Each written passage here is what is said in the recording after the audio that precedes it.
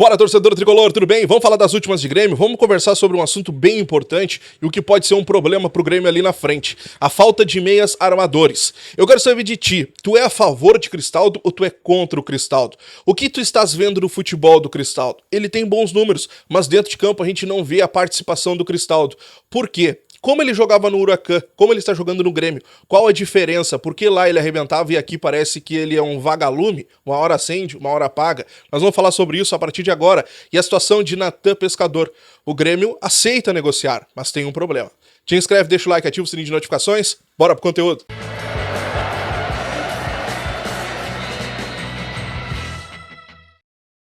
Bora então, torcedor, obrigado pela tua audiência, pela tua companhia aqui no canal. Vamos falar sobre um assunto bem importante que tem dividido muito a torcida nos últimos dias, que é a respeito das atuações do Cristaldo.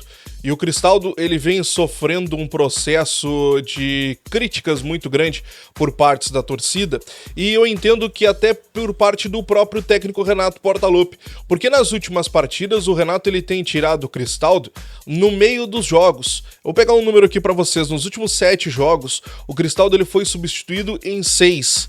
Inclusive, em um desses jogos, ele entra até do meio do jogo em diante, que é naquele jogo contra o Brasil de Pelotas, que os jogadores foram substituídos, no caso, por conta do desgaste. Nos últimos 2 jogos, ele inclusive sai no intervalo.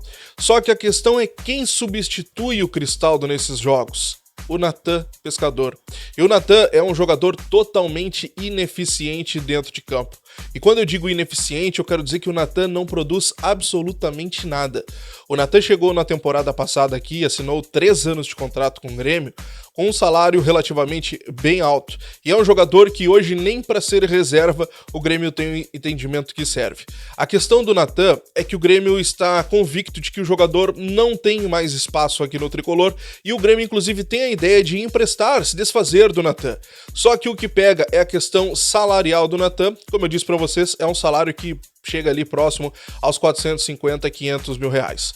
No início do ano, o Criciúma chegou a tentar sentar, conversar com o Grêmio para tentar levar o Natan daqui. O Grêmio aceitou conversar, o Grêmio queria se desfazer do Natan e inclusive aceitou até arcar com parte do salário do Natan lá no Criciúma, porque é um valor alto e óbvio que o Criciúma não teria condições de arcar com todo o salário do jogador. Só que o que acabou pegando? O próprio Natan não quis sair.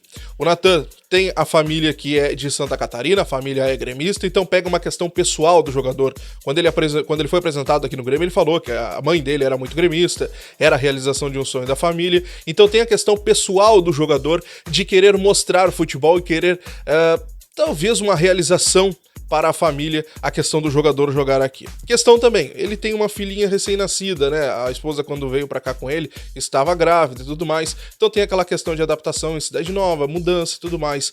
E a questão que a gente já sabe que um bebê, uma criança em casa, traz todas as questões que a gente precisa se adaptar.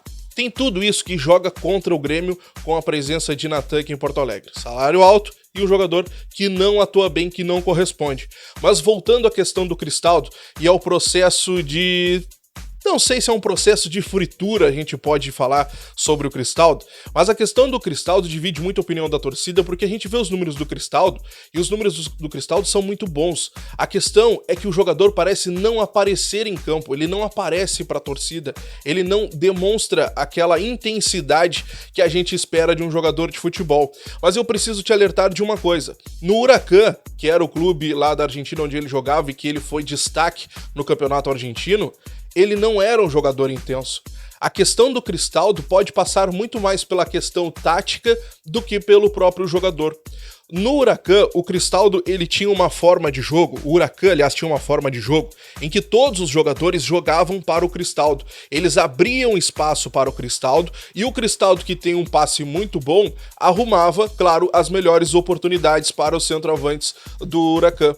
Então a questão pode estar nessa tática do Grêmio, que não serve o Cristaldo. O Cristaldo no Grêmio, ele tem que servir os companheiros. E no Huracan ele não jogava assim. Ele jogava totalmente ao contrário. Todo mundo jogava para o Cristaldo, deixando ele livre e abrindo espaços para que ele pudesse arrumar essas melhores oportunidades. Ele jogava centralizado, abrindo espaço, como eu disse para vocês, e o passe dele muito bem qualificado. O Cristaldo, ao contrário do que muita gente acha, inclusive eu achava também, e eu fui pesquisar sobre isso, ele jogava também pelas pontas. Só que o Cristaldo pelas pontas, ele não era o cara que arrumava passes, como ele é colocado aqui no Grêmio, como o Renato coloca ele muitas vezes.